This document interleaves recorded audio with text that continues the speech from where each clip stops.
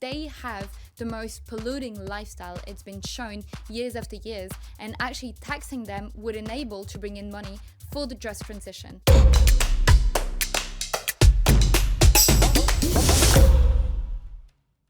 I think if I had to mention the most urgent priorities, I think one of them would be taxing kerosene, because right now planes and ships are exempt, so they don't need to pay a tax on the kerosene that they use, which is highly polluting.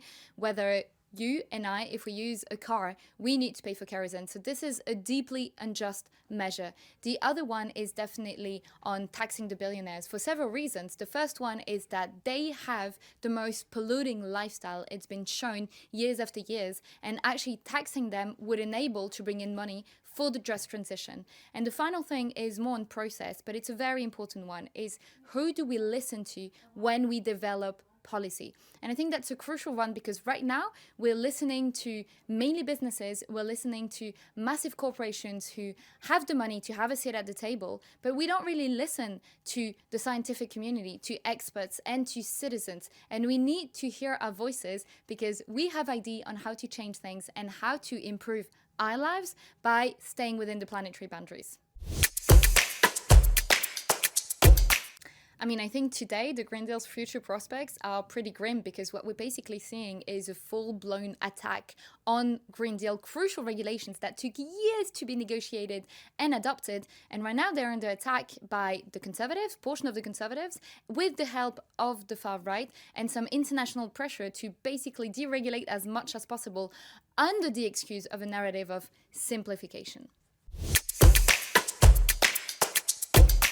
I mean, there's many reasons why the EU is shifting its priorities and is changing its attitude towards sustainability. Of course, there's the geopolitical context, but then there's also a lot of internal pressure and a lot of internal politics games that are being played, notably by Ursula von der Leyen. But the problem is we don't have any time to waste. What we're hearing is that climate is getting worse, the environmental crisis is getting worse, the biodiversity is getting worse, the health crisis is getting worse, and all the indicators are in the red. So instead of deregulating, we should actually be more ambitious and continue implementing what we have adopted.